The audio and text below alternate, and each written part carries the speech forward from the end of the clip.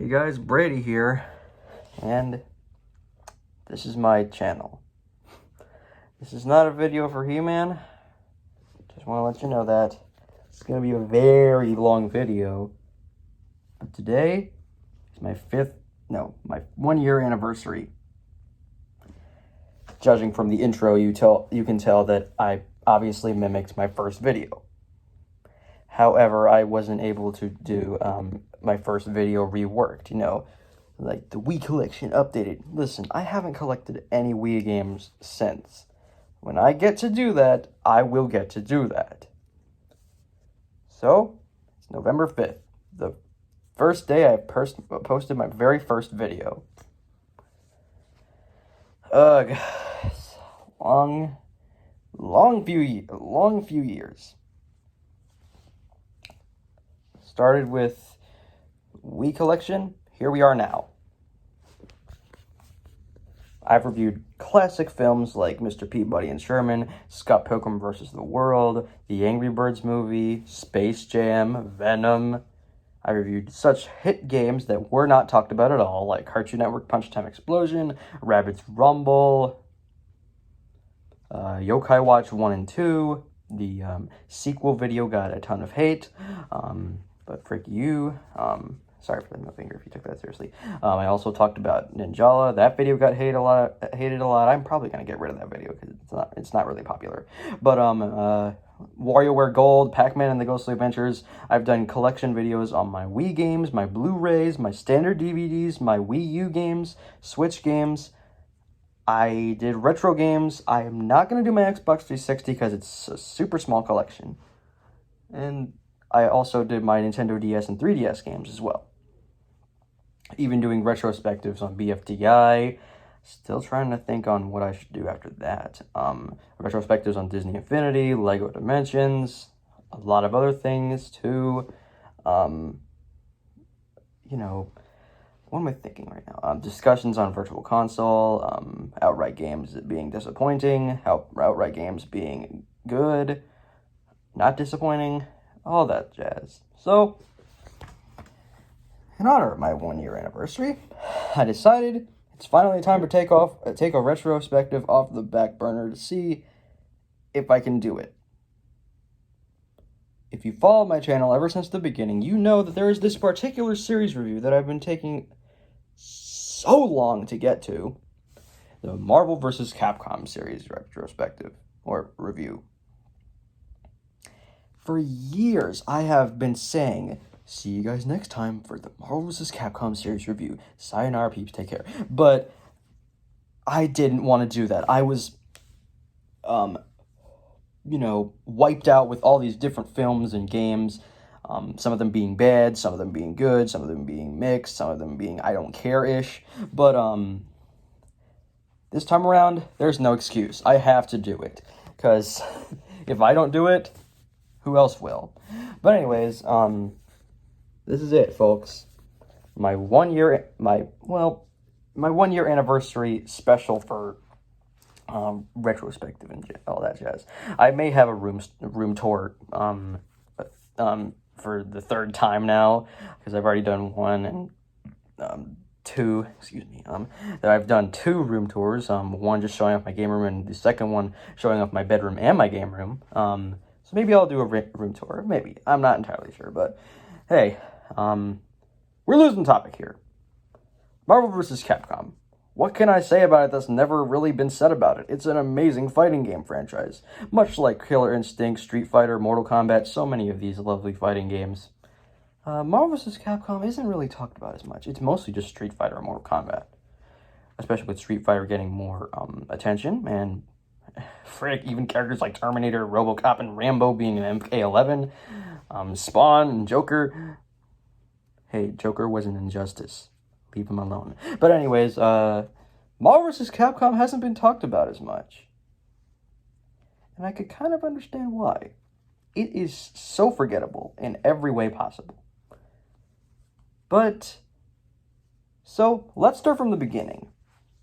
1999, or 1998 to be specific. Marvel vs. Cap. Actually, no. Let's go back to a different time. Back in like 1990, I can't really remember, 1995, 97 or something. There was a game known as X-Men versus Street Fighter. It was awesome. And then, thanks to the success of Marvel Superheroes, another fighting game which kind of had the base of Marvel vs. Capcom, started with the base of that. They were like, you know what? Frick it. Marvel Superheroes versus Street Fighter. And then they're like, hey, we need more money. Let's make something even better. Take Street Fighter characters. Yeah, Street Fighter. Great video game franchise. Take all these other Capcom characters and put them in with Street Fighter. Marvel vs. Capcom was born. Much to our dismay? Not entirely. But Marvel vs. Capcom Clash of Superheroes hit the arcades in 1999 with a measly 10 or 7 characters. Come on, man. Super Smash Bros. 64 has a better roster than that.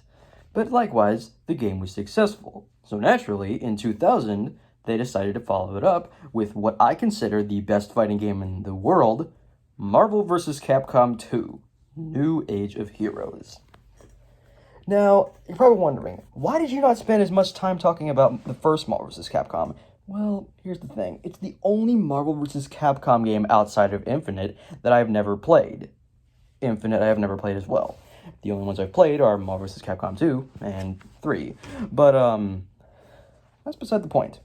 So, Marvel vs. Capcom 2 took what worked in the previous game, took what didn't work, freshen it up, clean it, and have better graphics, have more characters. They created the best fighting game in the world.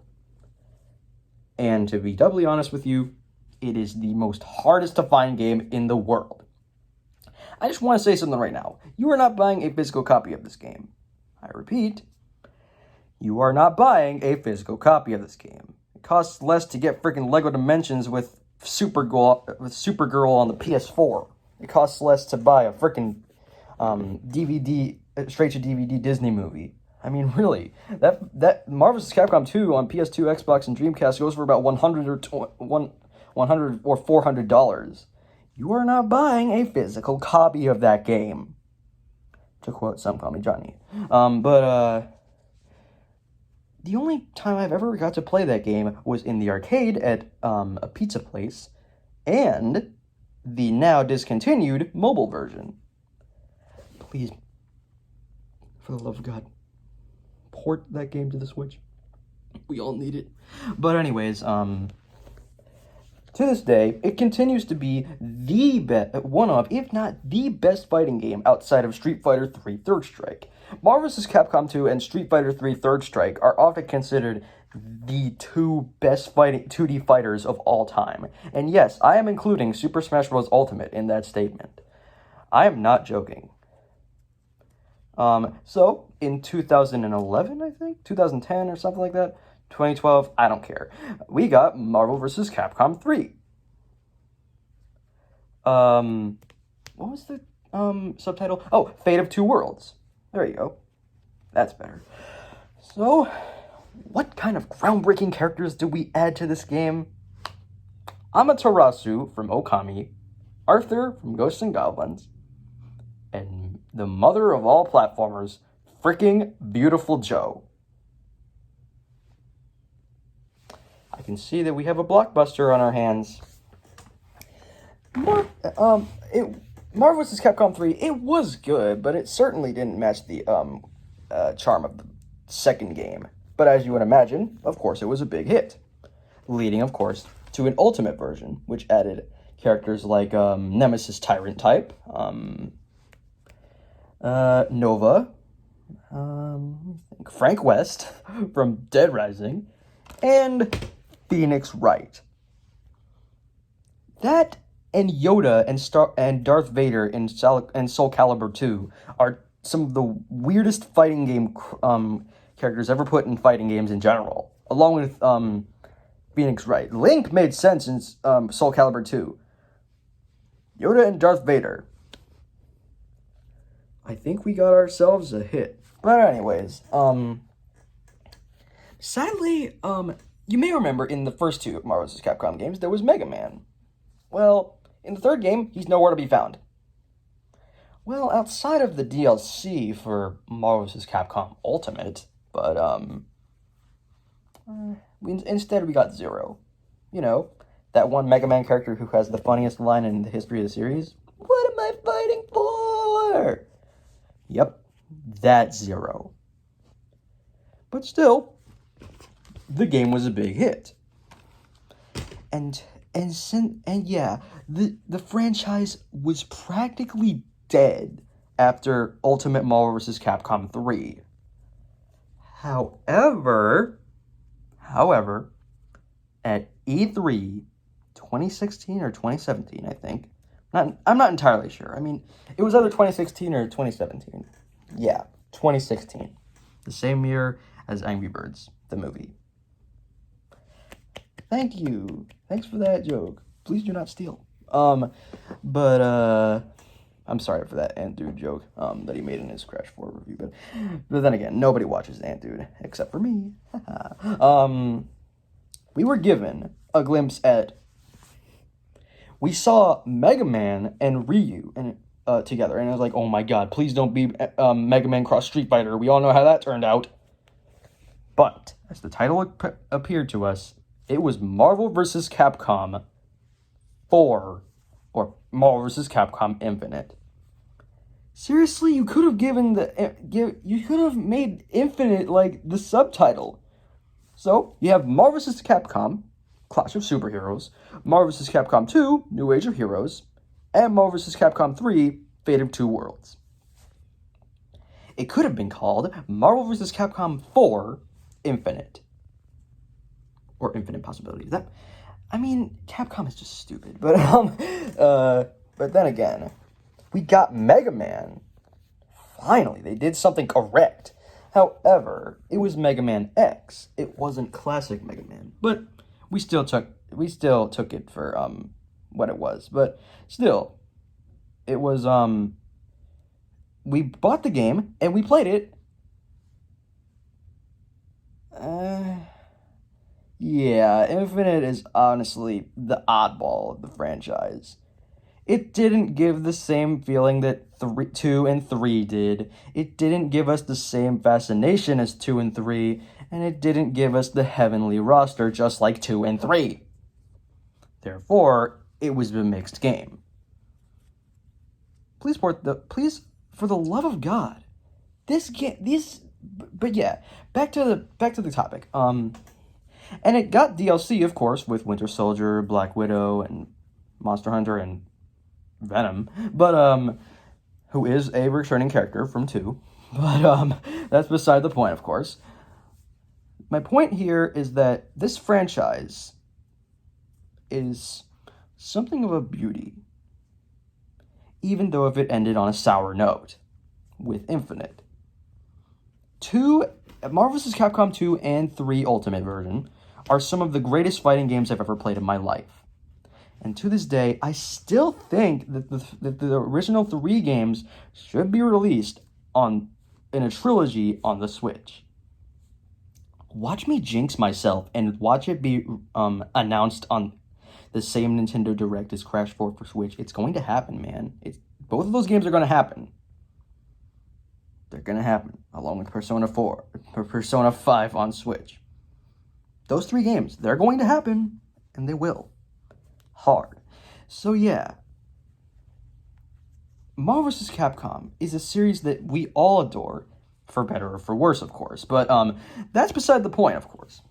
I said of course twice, but still, that's beside the point. My point here is that this franchise is something magical, something that will never happen again unless we get more fan service in Mortal Kombat 11. You know, Terminator, Joker, Spawn, RoboCop, freaking Sylvester Stallone as Rambo. That's right, Arnold Schwarzenegger and Sylvester Stallone in a fighting game. Now, where have I heard that before? Oh yeah, I've never heard it anywhere else. So yeah, whether you love it or love it, Marvel vs. Capcom is a series that happened. And it's a good one. let me know down below what your favorite game in the series is. And I swear, if you pick Infinite, you're dead to me.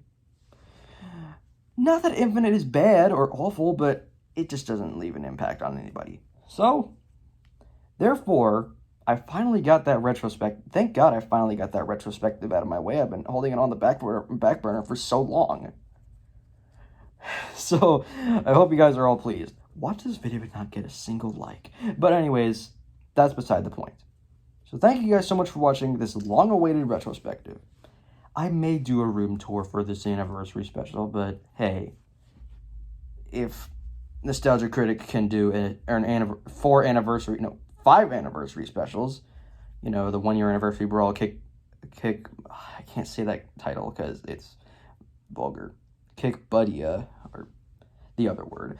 Suburban Nights, To Boldly Flee, and Uncanny Valley. Those are the ones. If he can do that, I can do a room tour.